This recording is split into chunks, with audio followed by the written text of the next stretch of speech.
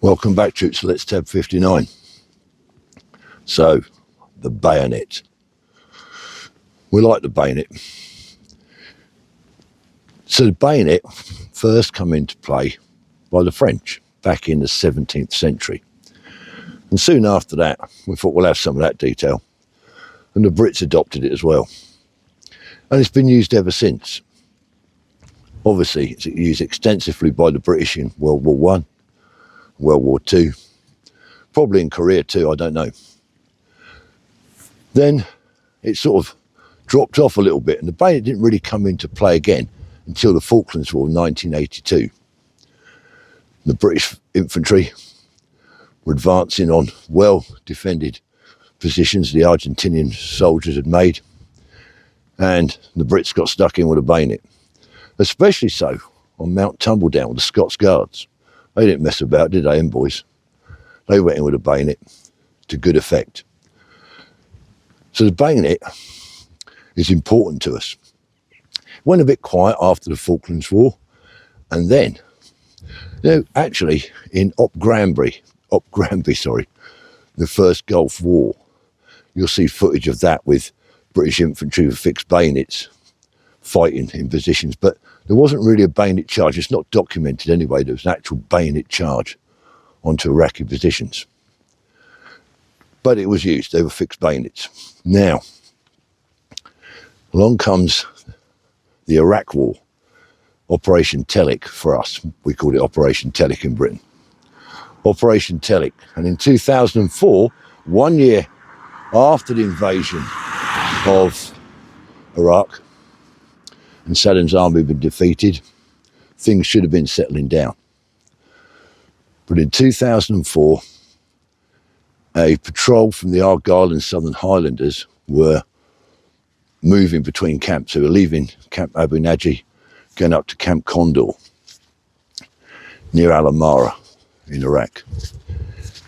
And as they drove through that position, they came under an ambush from the Mahdi army, a significant force of Iraqi militias.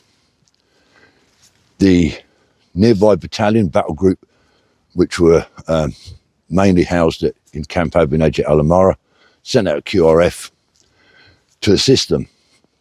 And it was near a checkpoint called Danny Boy. Many of you have heard of it. The quick reaction force was from the 1st Battalion, the Princess of Wales's Royal Regiment. And they had to, a young Lance Corporal called Brian Wood, with his small half section of men, fixed bayonets and charged the Mahdi army, and had the first bayonet charge since the Falklands War. So they used it to good effect there. Corporal Wood received the Military Cross for his actions that day. And there was other awards, but he led the bayonet charge. And then again in 2011, this time in Afghanistan, patrol of British soldiers came under a well-coordinated ambush from the Taliban. They were taking fire from about 3 different positions. They were stuck in a bit of a ditch and they were pinned down. Again, a young corporal, this time Corporal Sean Jones, again of the 1st Battalion, the Princess of Wales's Royal Regiment, fixed bayonets and said, "Follow me." And they charged at the Taliban and won the day. So there's 2 good examples in 21st century of the bayonet being relevant. So the bayonet is significant not only for instances like that, but also for ceremonial. The bayonet looks fantastic, especially chrome-plated ones fitted to rifles. You see the Royal Navy, Royal Marines, the British Army, obviously, the Guards, and the Royal Air Force, especially the RAF Regiment. They're doing ceremonial duties. Well, any unit's doing ceremonial duties. Freedom parades through towns, etc. Doesn't have to be the infantry. It looks really good when they're marching with a fixed bayonet on the end of a rifle.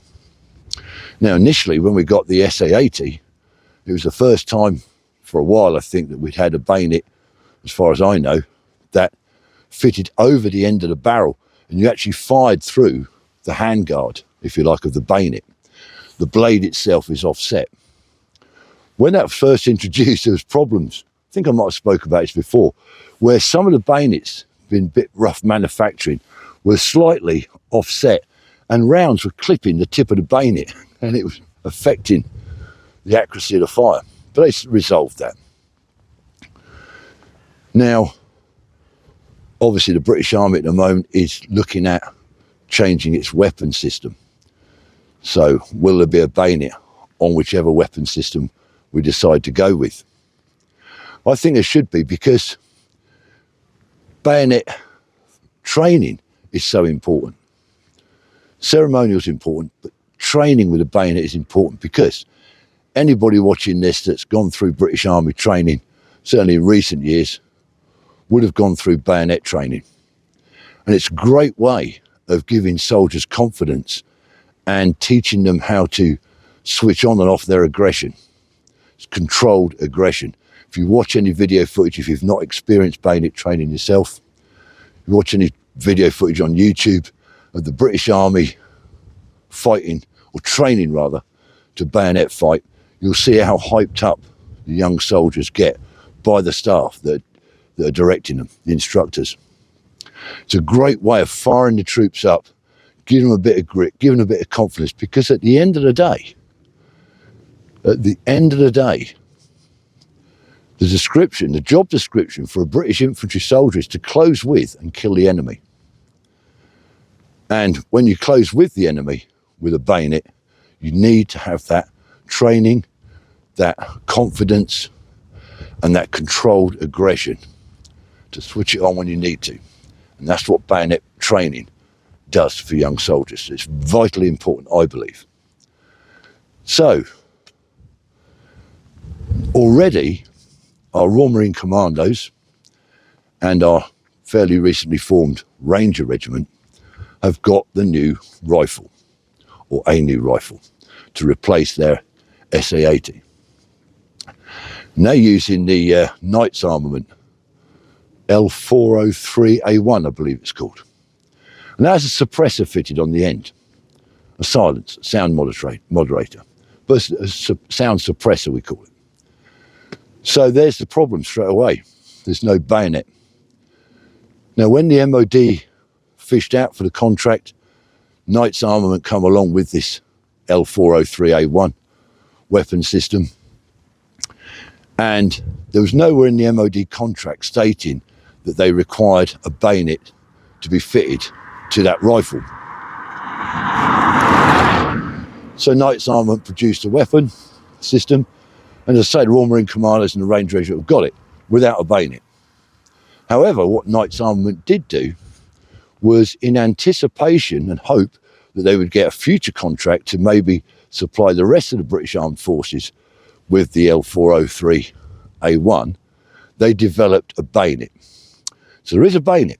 You have to remove the sound moderator and a bayonet can be fitted. But it's not an issue as far as I'm aware. And it's a similar design. I've seen the bayonet. It's a similar design to the SA-80 in that it clips over the end of the muzzle. So again, you fire through the handle, if you like, of the bayonet, the knife. So it's very, very similar in that respect, but it does look different. I don't know if the new bayonet that they've produced, Knights armament, comes with the handy scabbard that the SA-80 had, because certainly when the SA-80 first came out, there was two variants of scabbard. Many remember this. There was the infantry scabbard, which was a bit of a multi-tool in a way. You could click the bayonet onto it through a little lug and it became a set of wire cutters. It had a sharpening stone, and it also had like a bottle opener on the end, I think, and a little saw blade. In the scabbard, you could fold out a saw blade for chopping, or sawing through small branches, foliage, or whatever, for camouflage reasons, or whatever. But only the infantry initially got that scabbard. I don't know what the score is today, but it used to be infantry only got that particular scabbard. So that was a useful bit of kit, actually. Whether, like I say, the new system's going to have that, I don't know. It'd be interesting to see. So if Project Greyburn, isn't it it's called, which is the MOD's, the British MOD's contract, if you like, to replace the SA-80, I believe by 2030, something like that. So whether, you know, the Royal Marine Commanders have got the L403A1 and still have the Ranger Regiment, see how that's going with them. It is an expensive bit of kit. Will it go to the rest of the British Armed Forces by 2030? I don't know. But the question is, if it does, will the MOD stipulate in that contract to Knights Armaments that they want a bayonet version? They want a bayonet with it. Now, from what I've read online, although Knights Armament have produced a bayonet for the new weapon system that they've produced, they haven't done much testing with it. Now, obviously that's critical because fitting any attachment onto a rifle, sound moderator or bayonet can affect the accuracy of that weapon. So I know when we zeroed our rifles before we went on different bits and pieces, that we had to zero our rifles wearing our body armour because that affected your marksmanship. And also fitting a bayonet on the end, that's going to affect how the weapon performs. So testing must be done. I'm assuming they would have done that, but I've not read anything yet. But it'd be interesting to know. It'll also be interesting to know what your thoughts are on the bayonet. Is it something that we should keep in the future British Army, or is it obsolete nowadays? Now, I think it's important, me personally, I think a soldier should be trained in the use of a bayonet. He should have a bayonet on his weapon or her weapon. If you look at the current conflict out in Europe between Russia and Ukraine, there's a lot of trench warfare. Now, I've not seen any footage of bayonet fighting coming out of the Ukraine war, but I'm just assuming that if, you know, you're jumping into enemy trenches and clearing those trenches, and these aren't a two-man foxhole we're talking about, I'm talking about long, similar to World War I trench systems, maybe not quite as big, but certainly they're significant trenches. And you've got to get in that trench and move down it. And the British Army are training in that at the moment. They are training in trench warfare because that could be the future. Now, if you're in those trenches, moving through, you're in close quarters. Now, that's where I think a bayonet could be an advantage. Yes, British infantry carry a sidearm, which is vitally important as well, a secondary weapon system. And if you're clearing trenches, or even in urban combat, clearing rooms, a pistol could be a vital bit of kit because it's short, it's easy to manoeuvre. So as long as the soldiers are well trained in their main weapon system, their primary weapon system, their rifle, and they're well trained with the use of their sidearm, their pistol, that's great. But having that bayonet on the end, that split second where you come around the corner and you're face to face with your opposition, having that bayonet could be the difference between you coming first and then coming second. And I think that's vitally important. So I believe we should keep it. Now, the other thing about close quarter fighting, in the British infantry, we don't do a lot of unarmed combat. With our close quarter fighting, it is mainly using our rifle systems, the bayonet and pistol. But I think there should be more emphasis on training our soldiers regularly on a bit of Jap slapping, some form of martial arts. Now, when I was before we went to Northern Ireland, during Northern Ireland training, we did a bit of Jap slapping.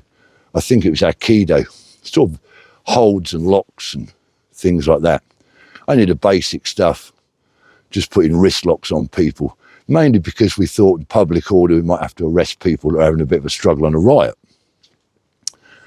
But that was about as far as it went. Now, I know that the Royal Marines, and obviously our Special Forces, predominantly SS, SBS, they go through a bit of martial arts training on a regular basis. And a lot of guys go to clubs, either military clubs after work, where you can do unarmed combat, martial arts of some description, or join something local to where they live. They do it in their own time. I think it should certainly be something that's done more often in training. I think hand-to-hand combat, unarmed combat training is a must. Because the more tools you've got in your toolbox, when you do get into that situation, the more training you've had, the better you are. You've got your rifle, you've got your bayonet, you've got your sidearm, and you can do a bit of jap slapping, a bit of Aikido, or I don't know, I'm no expert on this sort of thing. I think the Special Forces do Krav Maga, is it, that Israeli fighting system. But I think something needs to be done. I think not just in basic training and that's it. I think it should be a continuous training thing, especially for frontline infantry units. As I say, Royal Marines do a lot of unarmed combat, and so do our Special Forces. But I think it should come down to the basic infantry soldier on the ground. He should learn, or her, some constantly being trained on a regular basis. Part of the regular training, continuation training when you're in battalion, on, you know, I don't know, on a Wednesday afternoon, instead of having sports afternoon, doing Egyptian PT or a bit of volleyball, you know, get in the gym and do some martial arts. I think that's important. It's just another tool for the toolbox. But anyway, that's mainly it. I want to talk about the bayonet and see what you guys think. Is it outdated? Do you think that with modern weapon systems, we don't need to be trained in and have the use of bayonets? Be interested to hear your thoughts. Afternoon.